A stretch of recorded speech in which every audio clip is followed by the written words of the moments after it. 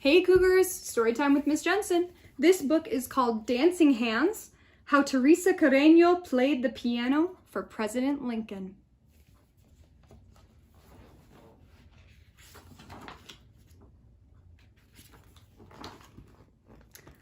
When Teresa was a little girl in Venezuela, Mama sang lullabies while Papa showed Teresita how to let her happy hands dance across all the beautiful dark and light keys on a piano.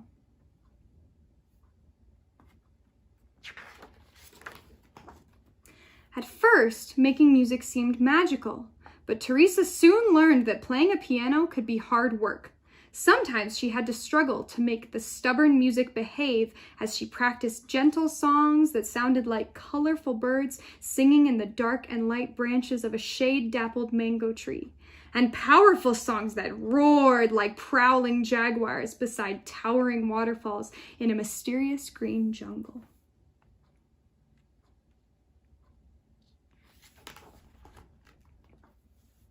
If Teresa felt sad, music cheered her. And when she was happy, the piano helped her share bursts of joy. By the time she was 6, she could write her own songs. And at 7, she performed in the peaceful chapel of a magnificent cathedral, playing hymns that shimmered like hummingbirds.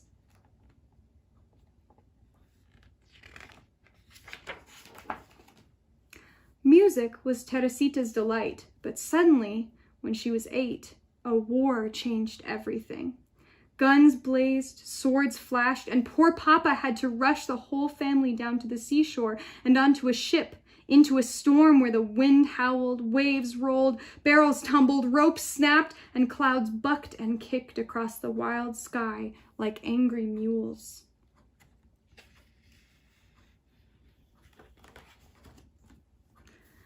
By the time the ship arrived in New York, Teresa felt lost. She was homesick. How could she ever play happy songs again in this unfamiliar country where she did not know a single friend?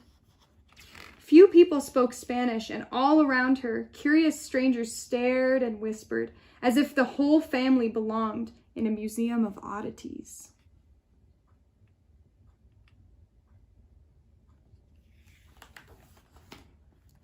Worst of all, there was fighting here too. The horrible Civil War, North battling South as soldiers marched and newspaper boys hollered about victories, defeats, funerals, and fears.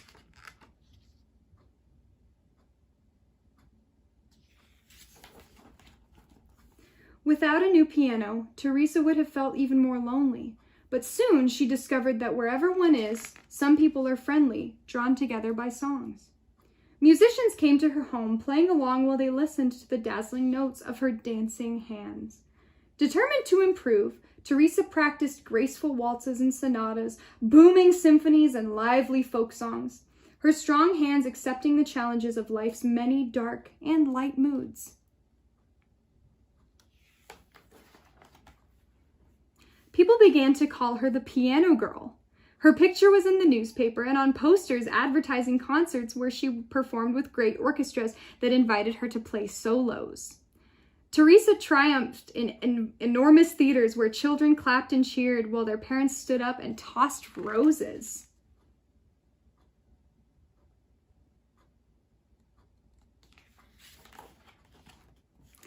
With Papa at her side, she traveled to elegant cities, and by the time she was 10, the piano girl grew so famous that she received amazing invitations, including one so special that she could hardly believe her eyes.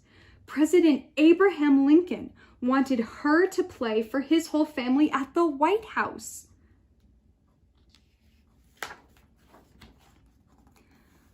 But the country was still at war. So Teresa arrived in Washington, D.C. at a time when freed slaves were signing up to be soldiers.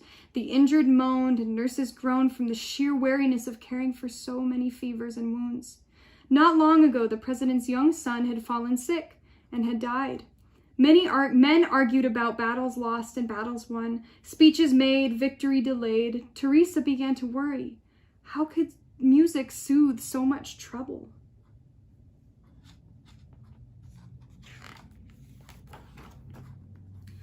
Poor Abraham Lincoln. Teresa hoped she could entertain the president, his grieving wife, and their 2 surviving sons. Her fingers might stumble, the rhythms emerging too slow or too fast.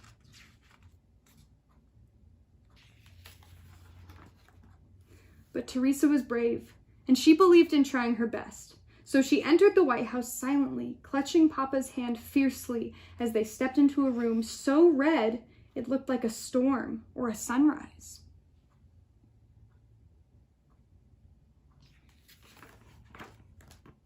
Teresa remembered how it felt to be a homeless refugee and how lonely she had been surrounded by strangers, some of them rude and others kind. The memory of meeting past challenges now helped her fingers dance, celebrating the way life had turned out to be a mixture of all sorts of feelings, happy and sad. But the piano was poorly tuned, making her music sound ugly. What should she do? Refuse to play? She stopped, feeling discouraged, until Mr. Lincoln smiled kindly and asked for his favorite song, "Listen to the Mockingbird."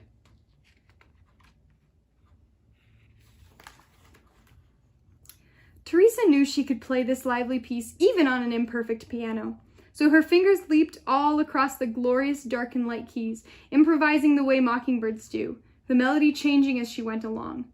Music swirled, twirled, and soared on wings of sound. The president listened quietly to notes that rose, swayed, rippled, and dipped like a bird in the blue sky above a green forest. He closed his eyes, nodded his head, stretched his long fingers, and tapped the tips of his shiny shoes. Not tiny shoes. When the joyful song ended, Abe Lincoln stood up and clapped, smiling at the piano girl, who smiled too, because she knew that her music had brought comfort to a grieving family, at least for one brief, wonderful evening of dancing hands.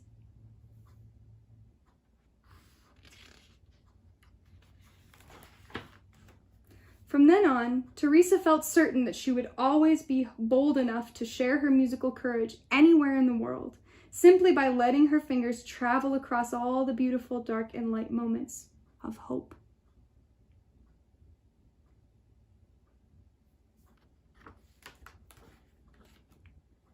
This last page, boys and girls, is a historical note all about this story because it is based on a true story. Carreño was a very, very famous piano player, and all of this happened about the time that she was age 6 to about age 9. So if you want to do a little bit of extension on this story, feel free to search a little bit more about her and experience her story. Thank you guys so much, and I'll see you in the next one.